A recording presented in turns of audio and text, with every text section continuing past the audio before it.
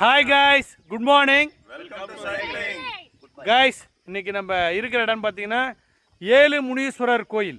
அதுதான் ரைடு போட்டு வந்தோம் இன்றைக்கி. ஆக்சுவலாக ஏழு முனீஸ்வரர் பின்னாடி இருக்கா பாருங்க.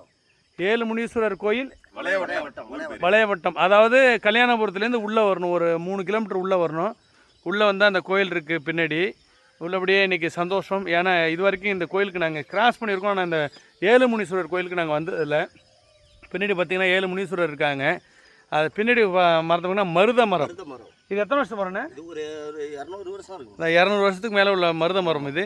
இந்த கோயிலை பற்றியும் இந்த மரத்தை பற்றியும் நம்ம அண்ணன் பேர் என்ன? சர்க்குரு அண்ணன் வந்து கேளுங்க கைஸ். அண்ணா சொல்லுங்கண்ணே.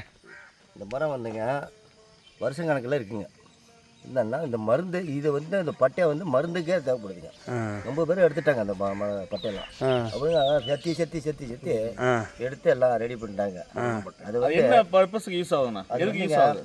இந்த கிட்னிக்கு, அந்த குழந்தை பிள்ளைங்க இல்லைன்னா அதை இடிச்சு கொடுப்பாங்க. குழந்தை வரம் அந்த இந்த வெட்ட சொல்லுவாங்க. நம்ம சாமி 7 மினிங்குது.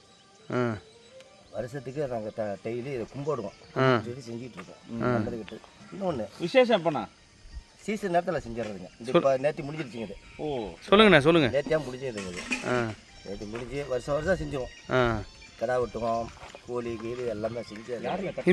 இந்த முனீஸ்வரோட சிறப்பு என்னண்ணே? இந்த இந்த இந்த ஏழு முனீஸ்வரோட சிறப்பு என்னங்க?